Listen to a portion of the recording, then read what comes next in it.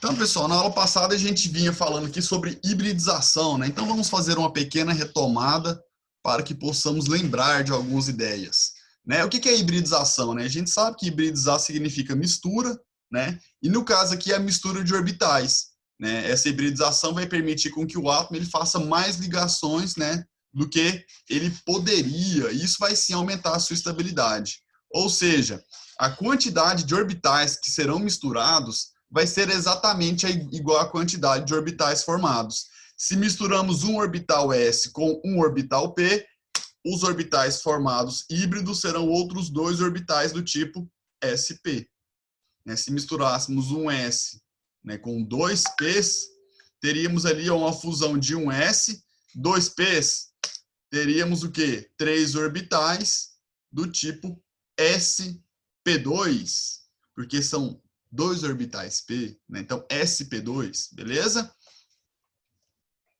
Avançando aqui, né? E esses orbitais aí, eles são chamados de orbitais híbridos. E o que acontece, galera? Né? Cada hibridização que o átomo que um átomo sofre está ligado com a sua geometria. Então, quando o átomo ele tem ali a hibridização, né, do átomo central, como sendo sp2, né, a geometria é AX2, certo? Quando é SP, é AX2. SP2, AX3 ou AX2E, não é isso? Agora veja aqui esse slide, galera, a referência, né? Aqui, ó, é AX2E1, né? A geometria aqui, ó, a hibridização é o quê? É SP2, não é isso? Olha aqui, ó, AX2E2, olha a geometria, né? A hibridização, desculpe, SP3, né? Então aqui, ó, 1, 2, 3, 4. 4 aqui, ó, regiões que podem ser, né, ligantes. No caso, só temos dois ligantes. Ó, tem alguém me perguntando aqui no chat. Pode reexplicar a hibridização? Eu tô falando aqui, né? Beleza? Tô falando aqui mais uma vez. Deixa eu só voltar no slide anterior aqui. Então, pessoal, né, o que eu estou falando agora é da relação entre a hibridização que o átomo central sofre e a geometria que a molécula vai apresentar, né? Então, quando a gente tem aqui, ó, deixa eu pegar aqui uma canetinha, né? Quando eu tenho essa hibridização sp2, né, eu vou ter essa geometria. Quando eu tenho essa hibridização, eu vou ter essa geometria, certo? Quando eu tenho essa hibridização, é essa geometria. Beleza? Agora, tem alguém me chamando aqui no chat? Não. Agora, olha só, pessoal, a relação entre o ângulo de ligação e os pares de elétrons livres. O que a gente tem aqui, galera? A gente tem aqui, ó, nesse primeiro exemplo, o carbono, né? Com qual geometria? Essa geometria aqui é tetraédrica. E todas as vezes que a geometria for tetraédrica, a gente vai ter, né, o carbono com hibridização sp3. Então, se você observar aqui, ó, o carbono ele faz 4 ligações, não é isso? E para se fazer 4 ligações, a hibridização deve ser sp3. O nitrogênio aqui, pessoal, também está vendo que ele tem 4 ligantes, ó. Na verdade, ele tem 4 nuvens. Uma nuvem, 2, 3, 4 nuvens. Isso aqui também é geometria. Isso aqui também é hibridização sp3, porque a gente tem 1, 2, 3, 4 possibilidades, né? Só que ele só tem o quê? 3 ligantes. E por isso a geometria dele não vai ser tetraédrica igual essa, e sim o quê? Piramidal. Nesse caso aqui, pessoal, a gente também tem o oxigênio com hibridização sp3. Não é isso? Por quê? Porque tem 4 nuvens eletrônicas em torno dele. E quando a gente tem 4 ligantes, aqui, ó, 4 nuvens, a hibridização também é sp3. Só que nesse caso a gente só tem o quê? 2 átomos ligantes. A geometria não vai ser tetraédrica, não vai ser piramidal, ela vai ser angular, porque entre os átomos ligantes forma-se um ângulo, e esse ângulo é de 104,5 graus. né? A observação que eu quero fazer nesse slide é a seguinte, pessoal. Observe que no caso do metano, né, do CH4, o que a gente tem? A gente tem 4 ligantes no átomo central, né? E quando a gente tem 4 ligantes, a gente vai ter aqui, ó, os ângulos entre os átomos todos iguais ao quê? 109. Não é isso? 109,5 graus. Agora, no caso do NH3, a gente não vai ter os 4 ligantes, a gente vai ter um par de elétrons que está sozinho. E esse par de elétrons sozinho, galera, vai exercer uma força de repulsão muito grande entre os pares de elétrons das ligações. E aí que o ângulo existente, ele vai o quê? Ele vai fechar um pouco, porque a repulsão do par de elétrons aqui em cima vai ser muito grande. Então, esse ângulo aqui, pessoal, ele tende a ser menor. Por quê? Porque o par de elétrons aqui, ó, ele exerce uma força de repulsão muito maior do que se fosse um par de elétrons que houvesse um ligante, né? Que se fosse uma ligação, né? E corroborando com essa ideia, né, confirmando o que eu estou falando, a gente tem o caso aqui, ó, que temos 2 pares de elétrons livres, né? A repulsão entre os ligantes aqui, né, vai ser ainda mais forte, a força de repulsão vai ser ainda maior e o ângulo de ligação vai ser ainda menor. Beleza?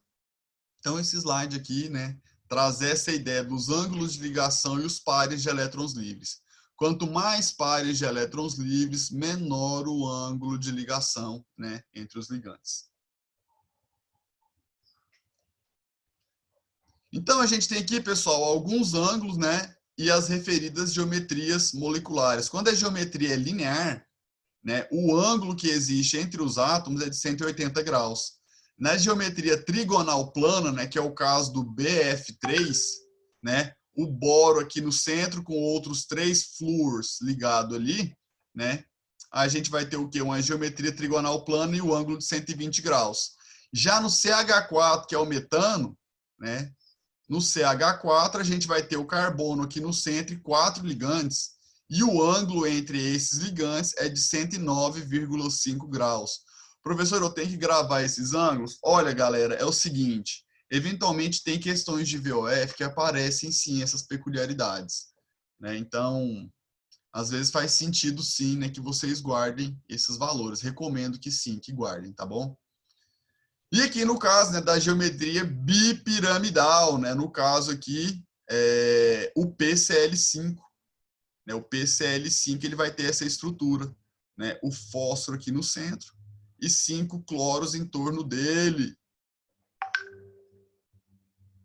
E aqui também o SF6, né? O SF6, teremos o enxofre e 6 átomos de flúor em torno ali do enxofre, né? Às vezes vocês falam assim, professor, eu não estou entendendo por que é octaédrica, né? Porque isso aqui, pessoal, forma um octaedro, né? Deixe-me apagar aqui, né? Olha o octaedro, a base, né, do octaedro aqui, aí ele sobe, ó,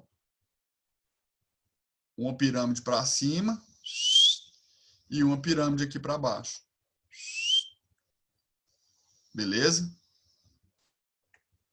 Então, forma-se um octaedro. E os ângulos de ligação que são muito interessantes, né? Nós temos 2 ângulos, na verdade é aqui, ó, pessoal. Aqui todos os ângulos são de 90 graus, né? Esses átomos aqui, ó, 90 graus. Esse aqui com esse aqui, 90 graus. Este átomo aqui com este átomo aqui, ó, esse ângulo 90 graus. Agora, neste caso da bipirâmide trigonal, né? Por que bipirâmide trigonal?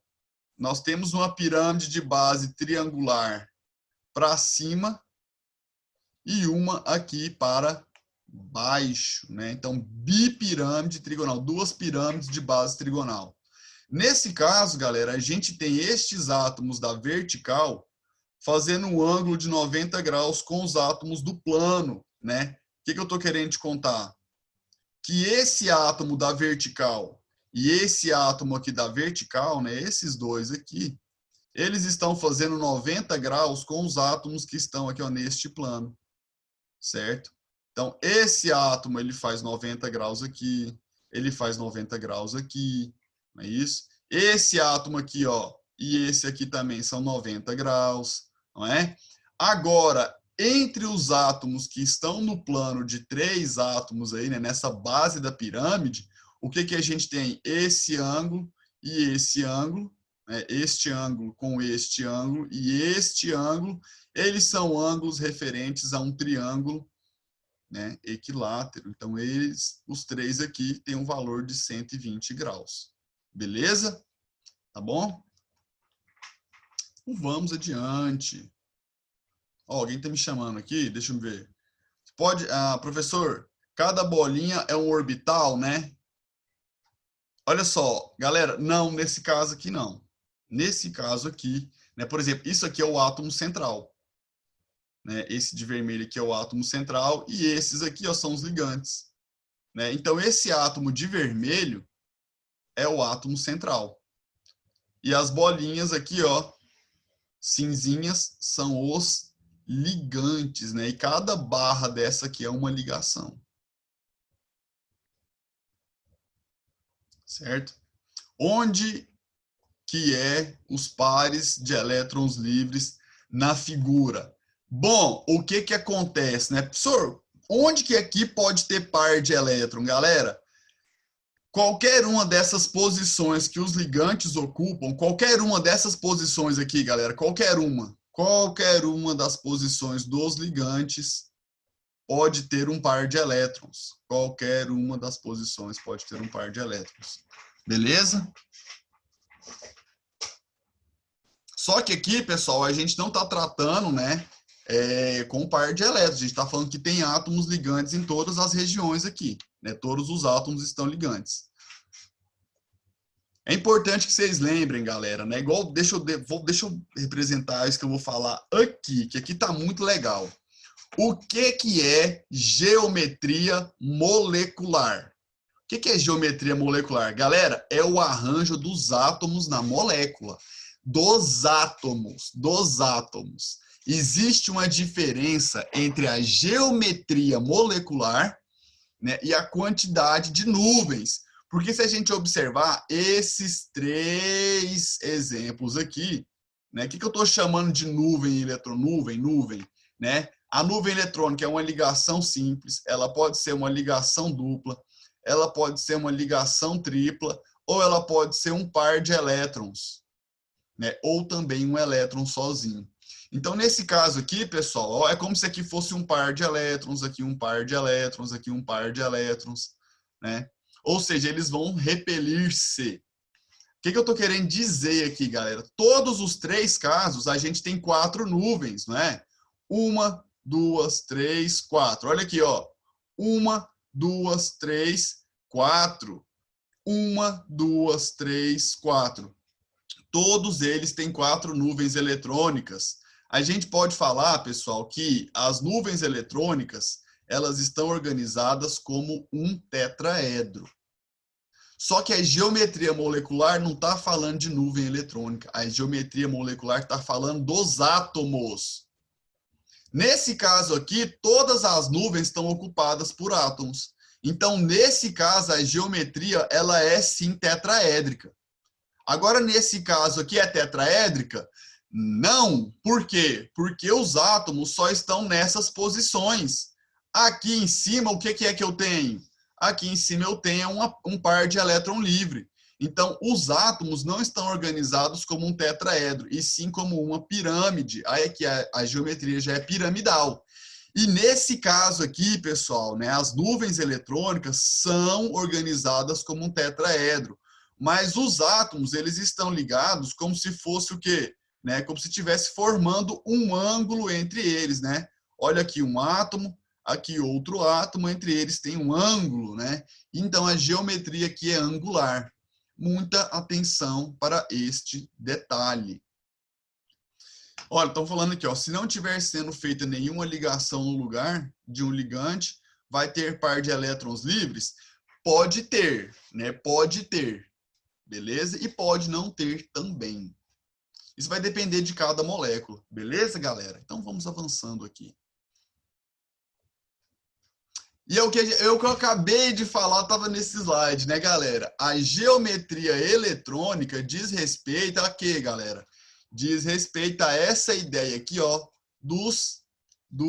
das nuvens, né? 1, 2, 3, 4.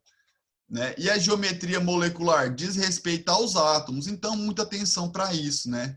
Olha o que está sendo falado aqui, ó. A geometria molecular descreve a posição espacial dos ligantes, né? Enquanto a geometria eletrônica descreve a posição espacial dos ligantes e dos pares de elétrons não compartilhados. Beleza? Então, o que acontece? Olha só uma diferença aqui, né? Quando a geometria a geometria eletrônica ela é tetraédrica, nós temos 3 possibilidades de geometria molecular. Quando nos 4 ligantes aqui, né, a gente tem átomos, né, nas 4 posições aqui possíveis a gente tem átomos, a geometria é tetraédrica. Agora, se a gente só tem 3 átomos, pessoal, que é o caso do NH3, a geometria já vai mudar, né? Aqui a gente também tem 4, né, possibilidades. E aqui a gente só tem 3 átomos ligados. Então a geometria passa a ser o quê? Diferente da geometria eletrônica. Certinho? Então, beleza. Fica aí, né, esta observação. Agora, vamos conversar a respeito do que vem a ser a polaridade das ligações. Né? O que é a polaridade da ligação?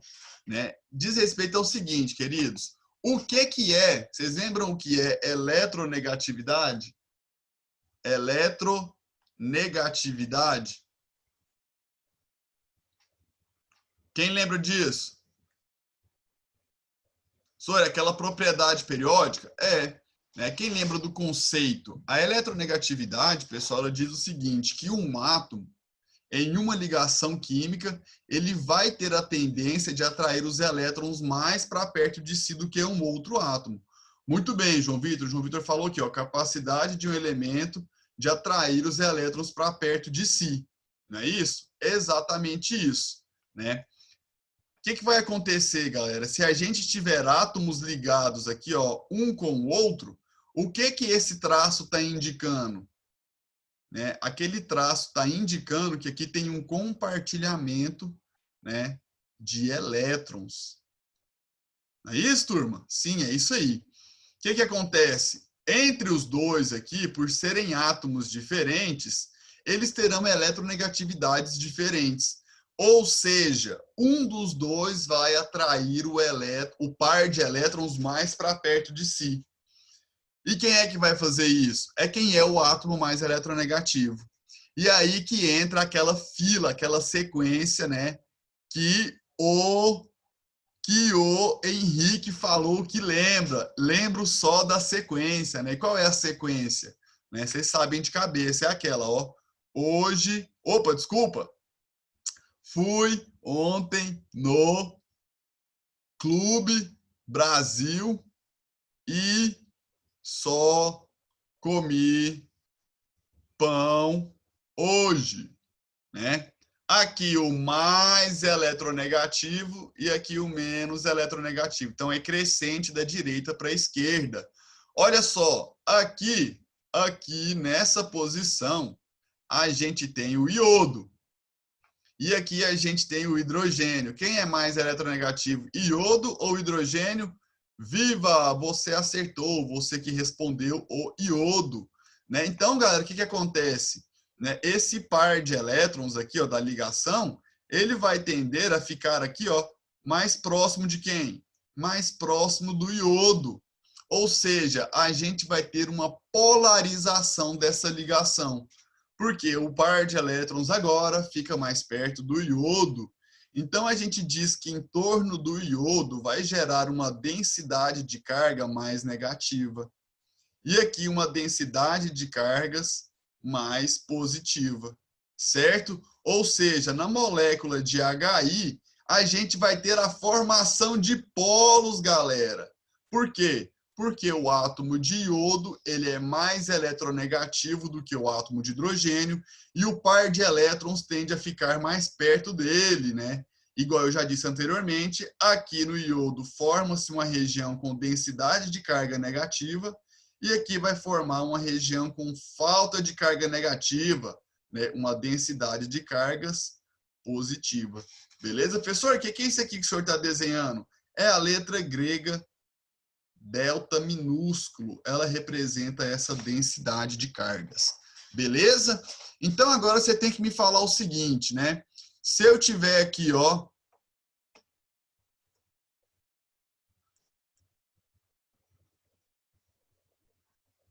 opa, melhorar aqui, ó, oxigênio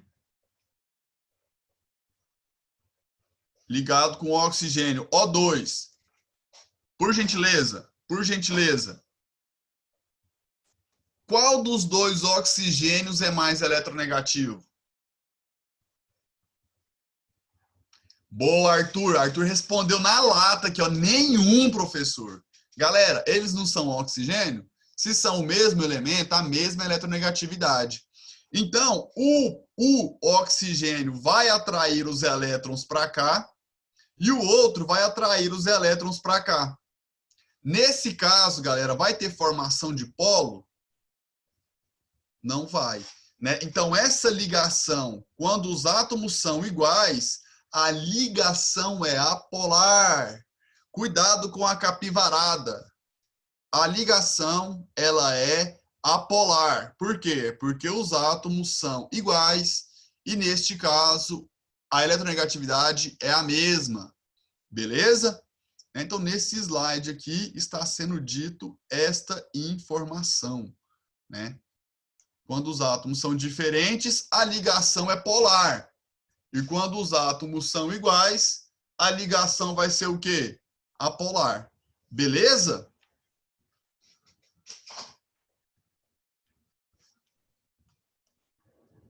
Então, aqui está falando da eletronegatividade, né? Aquilo que o nosso... Quem foi que falou aqui para a gente, hein? Quem foi que falou? Quero lembrar aqui, ó. Ninguém falou, né?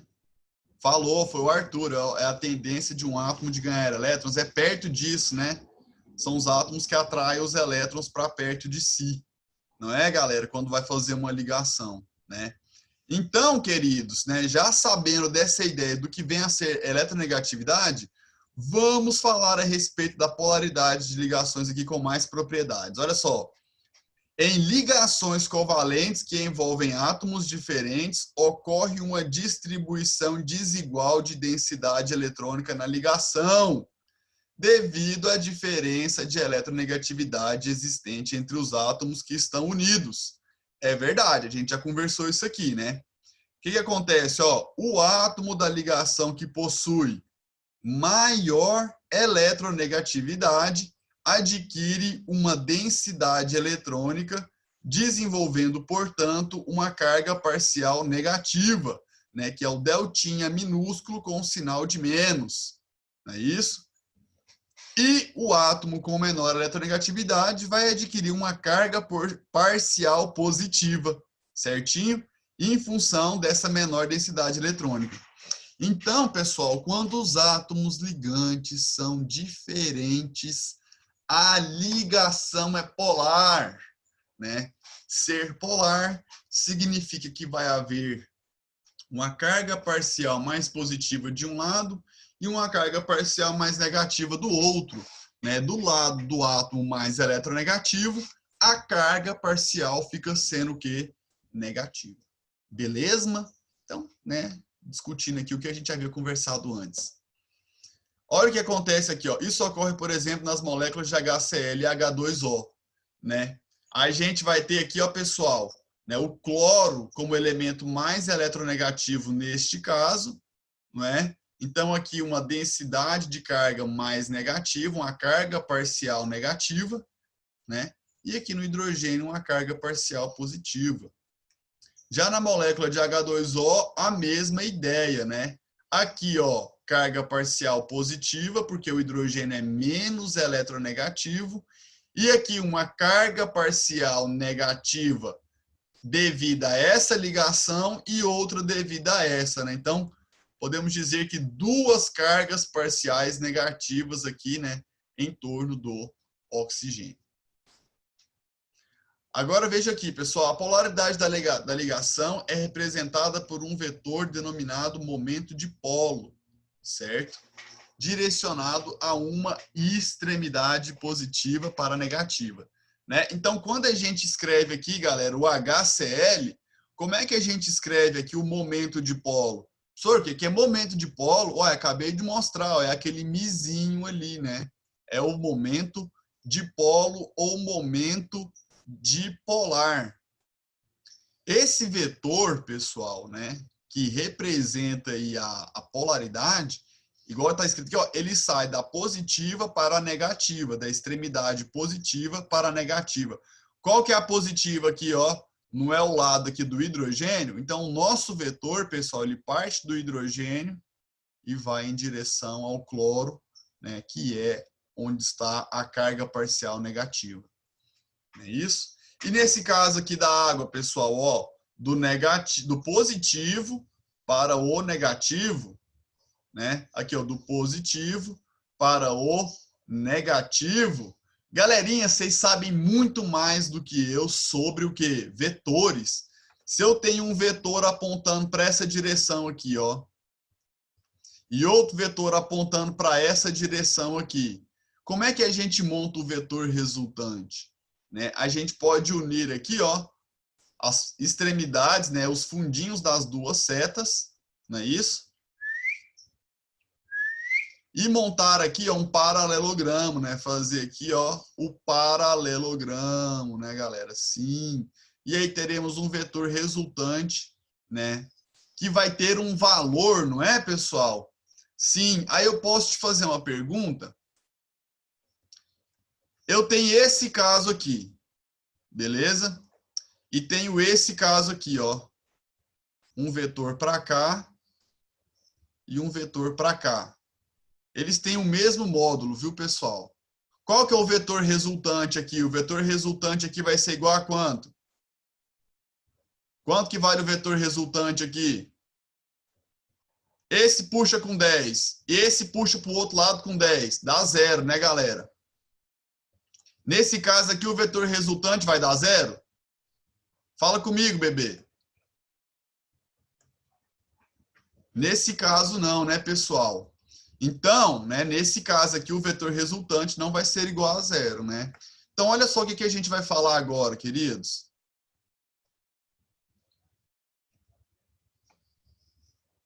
A gente está vendo aqui, né, o vetor mostrando aqui, né, o momento de polo nessa molécula. Aqui, pessoal, né, a gente já tem como calcular o que? Esse vetor μ resultante, não é isso? Estão perguntando aqui, professor, o hidrogênio, ó, espera aí, deixa eu voltar aqui.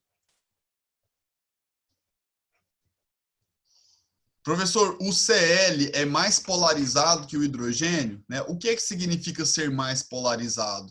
Eu não sei se falar mais polarizado é uma ideia, porque a polaridade tem a ver com a ligação. A gente pode falar que o Cl tem uma densidade de cargas mais negativa ou uma carga parcial mais negativa, porque ele é o mais o quê? Ele é o mais eletronegativo, tá bom? Então, galera, como é que a gente calcula esse vetor μ resultante, né? Ele vai ser o módulo da carga em Coulomb, né, que é esse deltinha que a gente falou aqui, né, vezes o comprimento de ligação em metros. E a unidade utilizada aqui, ó, é o dBi, né, que é o D maiúsculo. Ou seja, um dBi são 3,33 centímetros vezes, desculpa, Coulomb vezes metro, viu? Então, a unidade do momento dipolar, né, do μ, é o que? dBi. dBi, que vale 3,33 vezes 10 a menos 30, Coulomb vezes metro. Vocês não vão ter que calcular isso, fiquem tranquilos, tá bom? Vocês não vão ter que calcular isso. O que eu quero te mostrar aqui, né? Que quanto maior o valor,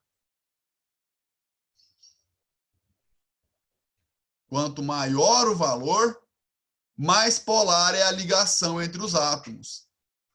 Né? Então, olha só, aqui a ligação tem este valor, né? Aqui no HBr, ó, o vetor vai ter este valor, não é isso? Agora veja, pessoal, que nesses dois compostos aqui, olha como o valor ficou grandão, né?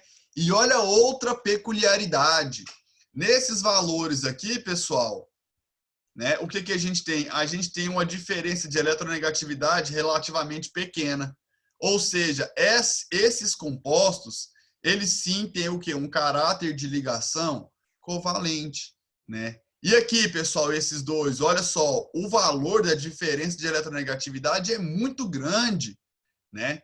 E aqui também o vetor, né, o vetor μ, que mede a polaridade da ligação, ele também deu um valor extremamente alto. Por quê? Porque nos compostos iônicos, galera, a gente já tem espécies com cargas positiva e negativa. A eletronegatividade entre os átomos ligantes é muito grande. Então, a gente tem uma regrinha aqui, ó. Os compostos iônicos vão ser estruturas polares. E os compostos iônicos, eles serão, sim, considerados como o quê? Como estruturas polares sempre. Beleza? Olha só, galera. Agora a gente vai parar aqui, porque nosso tempo meio que já esgotou. Próxima aula a gente avança falando sobre polaridade de moléculas. Tá bem? Eu vou resolver o problema aí das aulas que não estão aparecendo na plataforma e hoje ainda vocês terão feedback, tá bom?